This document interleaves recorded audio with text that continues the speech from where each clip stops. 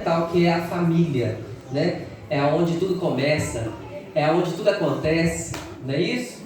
É onde tem as maiores experiências de uma vida cristã é dentro da família, né? Aqui na igreja a gente só compartilha essas experiências, mas o que realmente, aonde acontecem as coisas, é aonde o Espírito Santo trabalha, é dentro da sua e da minha casa, né? E antes de nós começarmos o nosso sermão, vamos curvar a nossa fronte, vamos falar mais uma vez com Deus? Vamos orar. Santo e amado Deus, Sagrado Pai, nós te louvamos, Senhor Jesus, porque o Senhor é bom, o Senhor está conosco aqui neste momento. Nós vamos abrir a Tua Palavra, que a Tua Palavra possa ir de encontro às necessidades de cada família aqui presente, e que possamos, ó Deus, sair cheios do Espírito Santo. E seja com as visitas de hoje, e que o Senhor, ó Pai, possa nos dar um ótimo sábado na Tua presença, em nome de Jesus. Amém.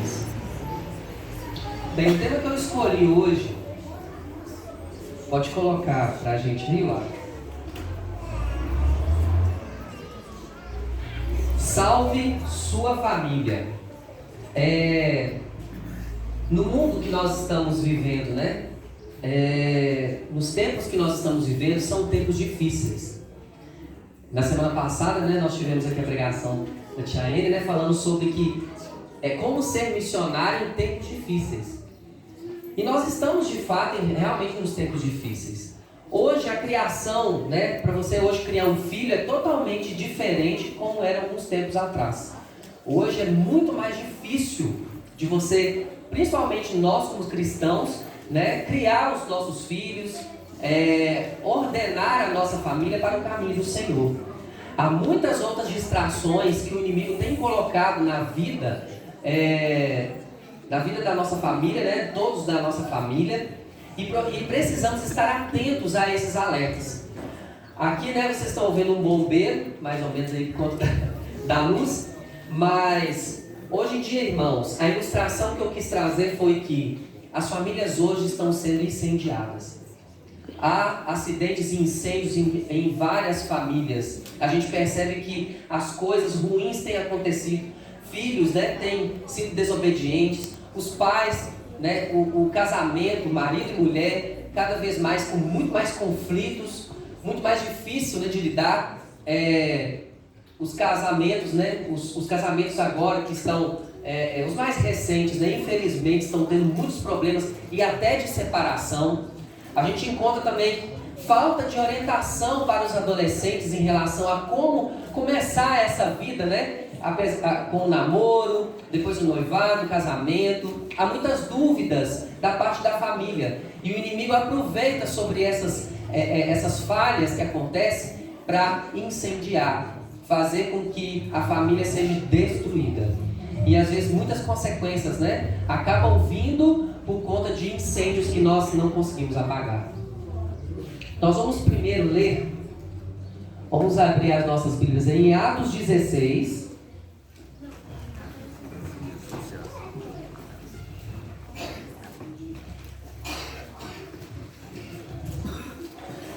Atos capítulo 16, nós vamos ler o verso... Vamos começar do verso 30.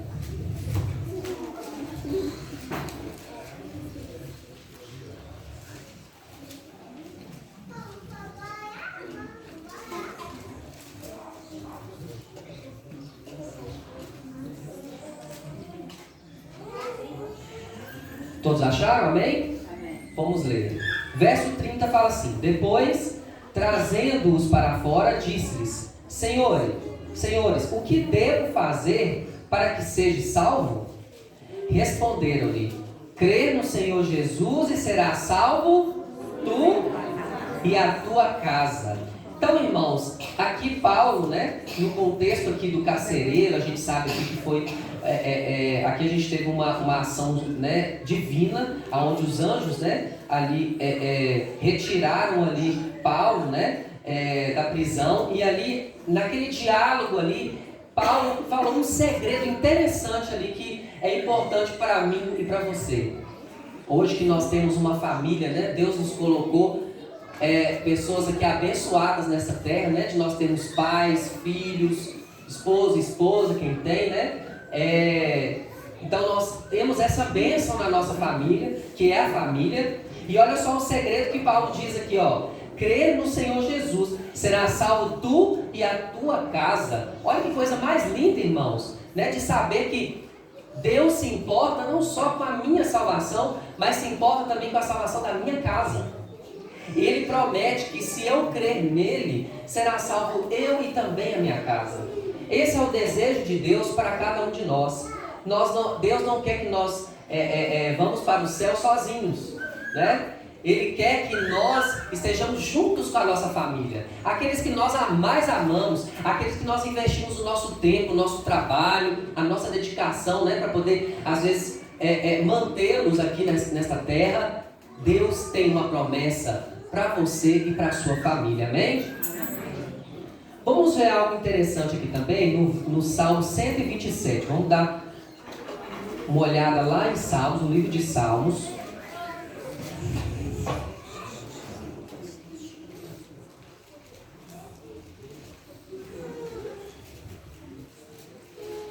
Salmo 127,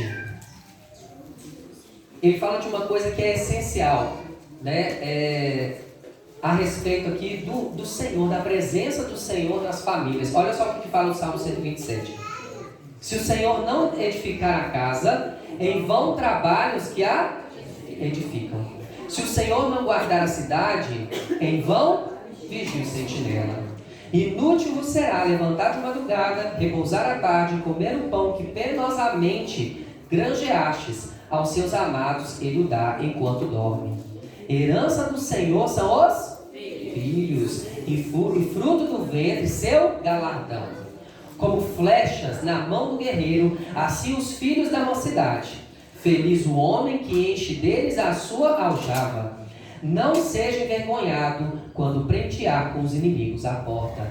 Amém, né? Que só promessas bonitas para aqueles que colocam o Senhor Jesus em sua casa. Não adianta, irmão, você trabalhar 8, 10, 12 horas do seu dia.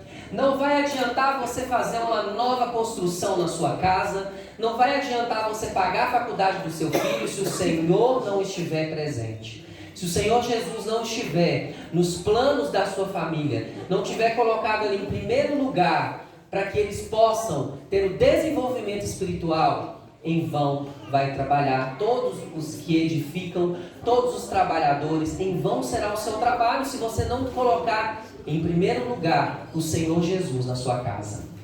Aqui é muito claro, nós vemos que é o seguinte, às vezes as pessoas afora conseguem várias coisas desta terra, né? Conseguem vários prêmios, né? Várias formações, vários bens materiais, mas nada disso vale, porque tudo isso vai perecer um dia.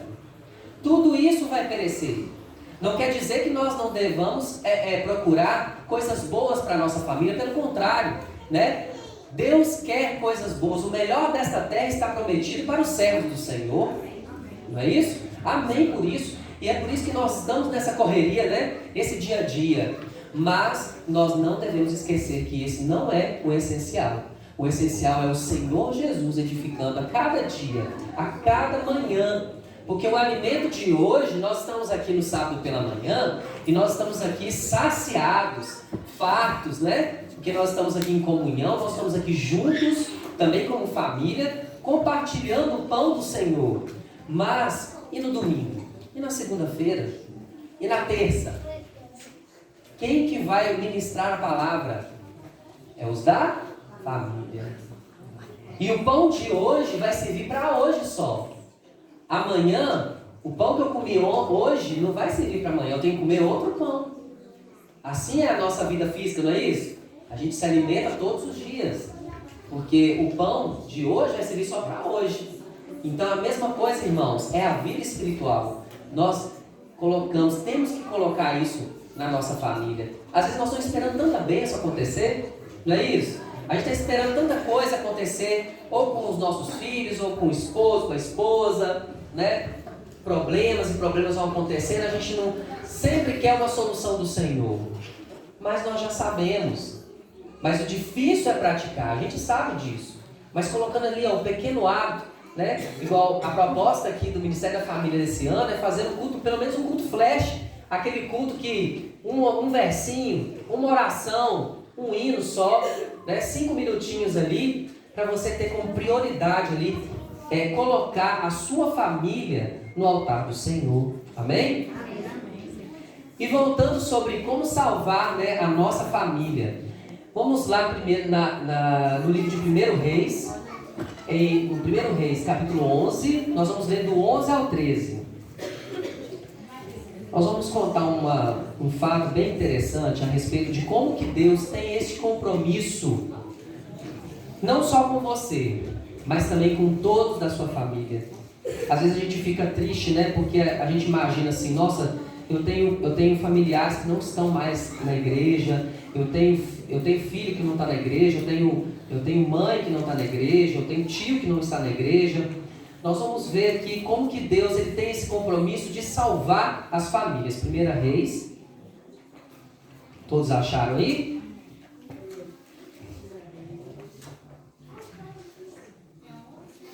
Capítulo 11, do verso 11 ao 13.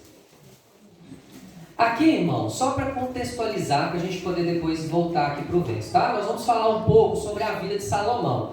Todo mundo sabe aqui que Salomão foi o homem mais sábio. E aí, porque ele tinha pedido a Deus sabedoria, e Deus deu para ele uma sabedoria fora do comum, né? Algo que nenhum homem com sua capacidade intelectual teria tanta sabedoria quanto Salomão teve, porque Salomão teve essa bênção divina que aconteceu com ele.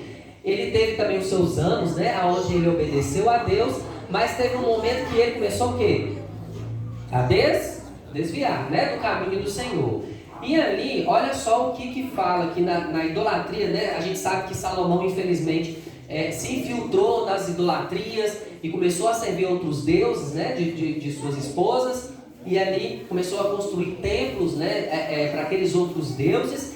E olha só o que fala aqui, ó, a ira de Deus contra Salomão. Olha o que fala Deus com Salomão no verso 11.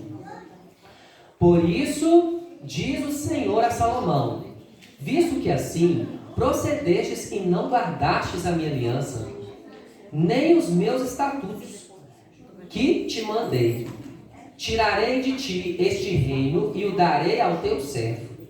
Contudo, não fareis nos teus dias por amor a quem? A Davi, teu pai. Da mão de teu filho o tirarei. Todavia, não tirarei o reino todo. Darei uma tribo ao teu filho, e por amor de quem de novo? Davi. Meu servo, e por amor de Jerusalém que escolhi. Olha, irmãos, que coisa mais interessante, né? Salomão, ele tinha feito tudo errado, que Deus tinha pedido para ele, né? Ele obedeceu por um tempo, depois ele desviou. Só que aí, irmãos, tem algo interessante aqui. Deus dá a sentença para Salomão de que tiraria-se o quê? O reino dele. Só que por misericórdia, por amor a quem que Deus deu misericórdia para Salomão? A Davi, seu pai. Então, irmãos, Deus ele dá misericórdia para aqueles que têm compromisso com ele. Davi era o homem segundo o coração de Deus. Davi se arrependia de seus pecados. Davi entregava a vida dele nas mãos do Senhor Jesus, nas mãos do Senhor Deus. E Deus, como ele tem compromisso com os seus servos e com a sua família, olha que interessante, Salomão, com os seus erros, com as suas escolhas, Davi tinha nada a ver com isso, mas Deus, por amor a Davi, concedeu misericórdia a Salomão, de que não tiraria, né, o reino todo dele, apesar de que Salomão merecia ter retirado todo o reino, mas o Senhor Deus traz a misericórdia para Salomão por amor a Davi. Não é interessante como Deus tem esse compromisso com as famílias?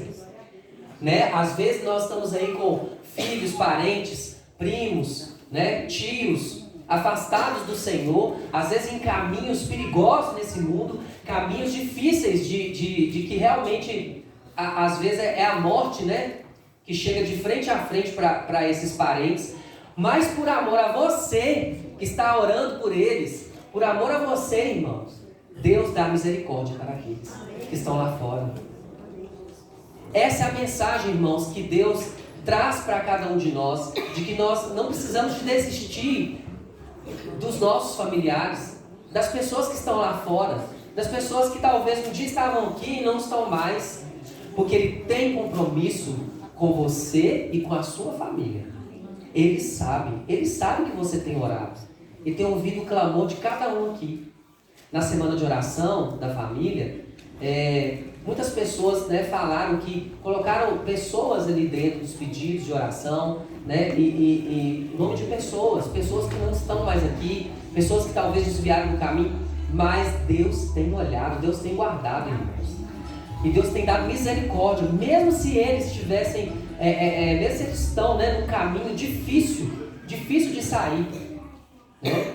No mundo espiritual a gente sabe que os anjos do Senhor, eles vão até essas pessoas, às vezes nem porque elas merecem, mas é porque tem uma mãe que ora, tem um pai que está orando, tem um tio que está orando, tem um avô que está orando. Então vamos crer mais no poder da oração, no poder que Deus deu para cada um de nós, de que o acesso ao céu através de Cristo Jesus está aberto para cada um de nós, e que a gente consegue intervir sobre essas pessoas. A gente consegue, a oração intercessória, ela tem poder. E aqui a gente vê um exemplo muito claro na vida de Salomão, né? Porque por amor a Davi, ele teve misericórdia do Senhor. Isso é uma bênção de nós sabermos, irmãos. Vamos pegar aqui um outro exemplo. Vamos pegar aqui Gênesis capítulo 7. Vamos lá voltar para o livro de Gênesis.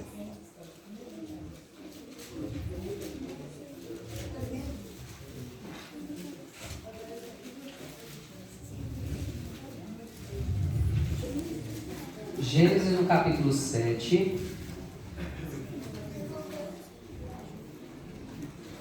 A gente vai ler aqui um pouquinho. Quem que é esse aqui, criança? Quem tá vendo aí? Quem que é esse aqui? Noé, isso mesmo. Ó, a arca tá ali, ó. Também tá meio difícil de ver, mas é uma arca que tá ali. Então, nós vamos ler ali, olha, o verso 1, né? Noé e sua família entram na arca. Olha o que fala o verso 1. Disse o Senhor a quem? A Noé. Entra na tua arca sozinho? Tu e a tua casa e a tua família, porque reconheço que tem sido justo diante de mim e no meio desta geração. Quem que era justo? Noé. Então Deus está falando assim, ó, entra na arca, você foi justo comigo. Entra na arca, mas sua família também vai entrar. Olha que coisa tremenda, irmãos. A salvação por intermédio de Noé. Deus poderia falar com Noé assim, olha, Noé, você é justo, você realmente, né, obedeceu os mandamentos que deveria obedecer, você merece estar dentro da arca. Mas por conta que os seus parentes não foram da mesma forma, eles ficarão do lado de fora. Foi isso que Deus falou para Noé? Não.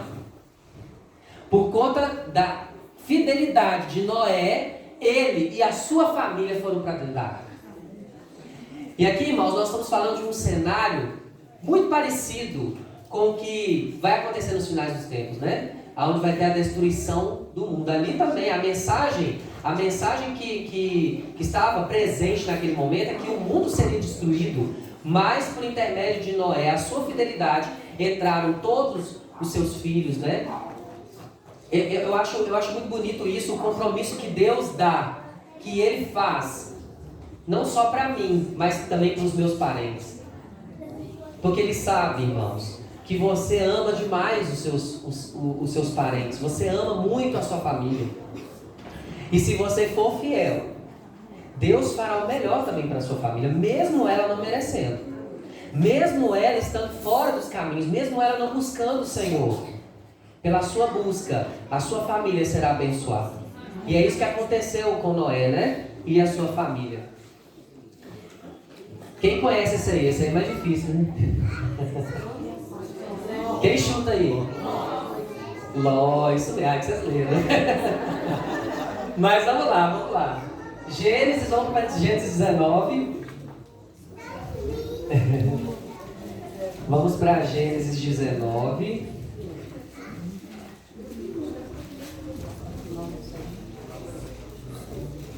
Vamos ver um outro fato aí, né, que ia acontecer. Gênesis 19, nós vamos falar um pouquinho da história de Ló, né? Que aconteceu lá que os anjos foram até a casa dele, não é isso? O contexto é esse? Os anjos foram para a casa dele e ali foi dada a notícia, né, de que a cidade seria destruída, né? A cidade de Sodoma e Gomorra seria destruída. E olha o que fala no verso 15. Verso 15 de Gênesis, capítulo 19. Fala assim, ó. Ao amanhecer, apertaram os anjos com Ló, dizendo: levanta-te, toma a tua mulher e as tuas 2 filhas, que aqui se encontram, para que não pereças no castigo da cidade. Como, porém, se demorasse, pegaram os homens pela mão, e ele, a sua mulher e as 2 filhas, sendo-lhe o Senhor o quê? Misericordioso. E o tiraram e o puseram fora da cidade. Irmãos, a cidade de Sodoma e Gomorra ia ser destruída. E aqui nós vemos aqui a salvação vindo na casa de quem? Na casa de Ló. Só que foi só Ló sozinho? Não foi só Ló sozinho. Foi ele, né, as suas filhas aqui, pelo que fala, né, e a sua esposa. E nós sabemos que a esposa de Ló, ela tinha um coração dividido.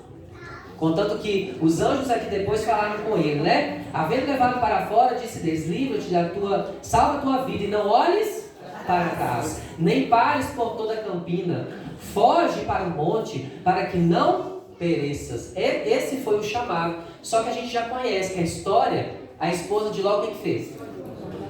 Olhou para trás. Por quê? Porque ela tinha um coração agarrado lá na cidade, os amores, né, da cidade, os prazeres, as coisas que tinham na cidade. Mas a salvação também foi para eles. Por quê? Por intermédio de Ló, na verdade também não só por intermédio de Ló.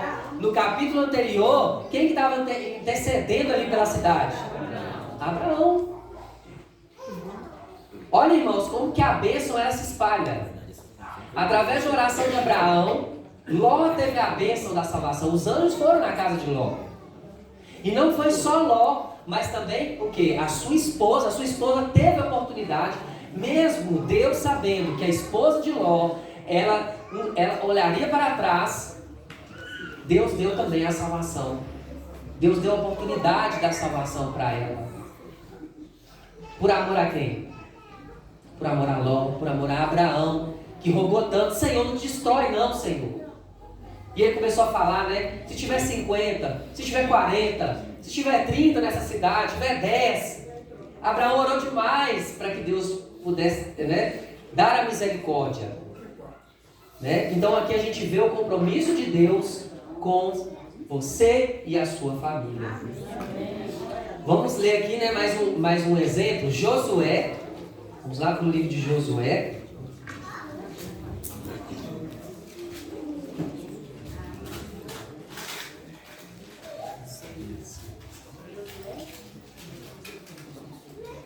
Isso, vamos lá para Josué.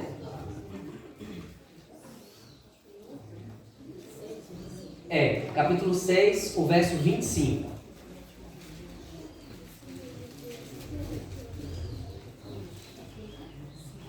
Josué capítulo 6, verso 25. Aqui a gente tem uma história também muito bonita.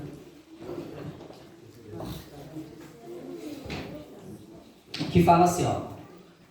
Capítulo 25 fala assim: mas Josué conservou a vida da prostituta Raabe e a casa de seu pai e tudo quanto tinha, e habitou no meio de Israel até o dia de hoje, porquanto escondera os mensageiros que Josué enviara para espiar Jericó.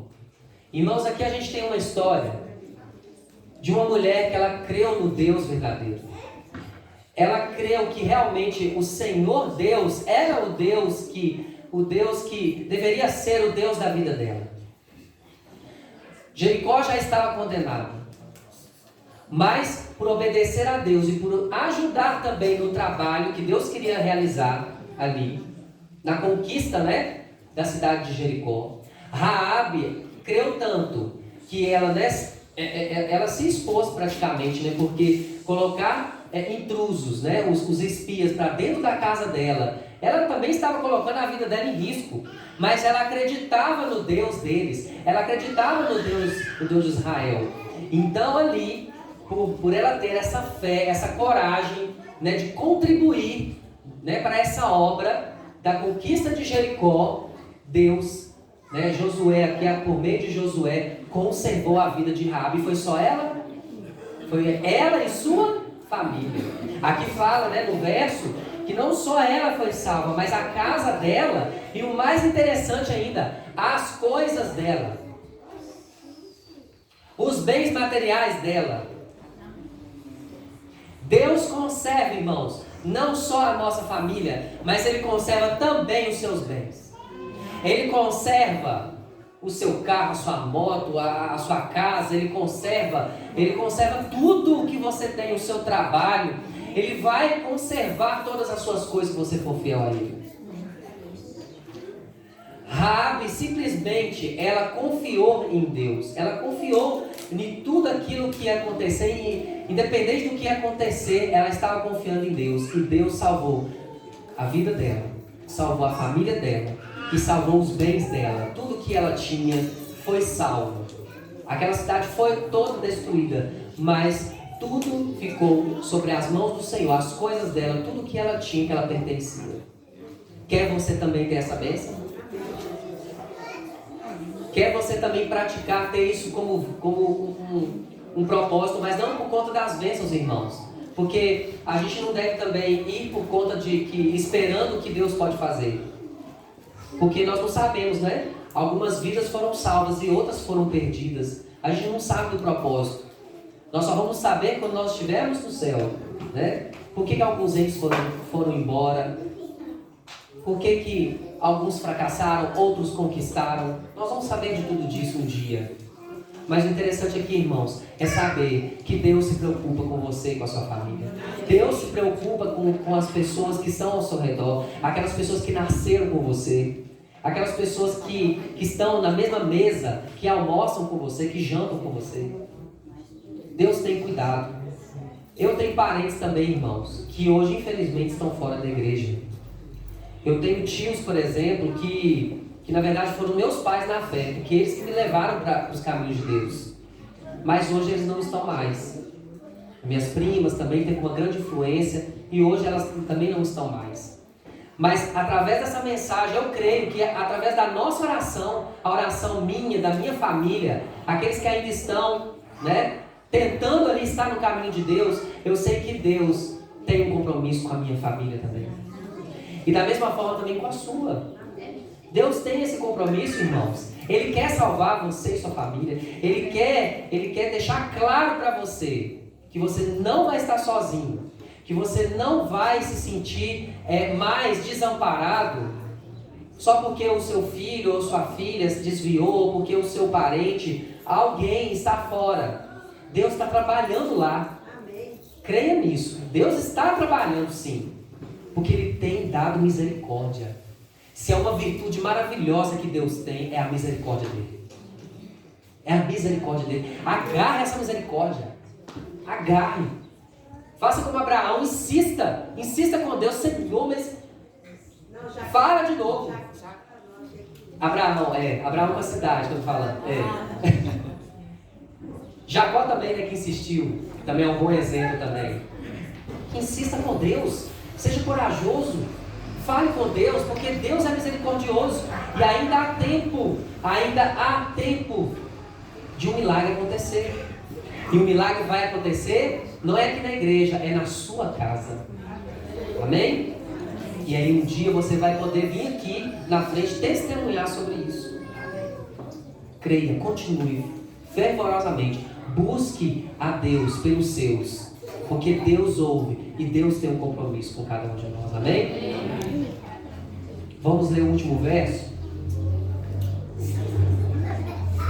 Está em Josué 24. Esse é muito conhecido, né? Josué 24, do verso 1, verso 1 ao 5.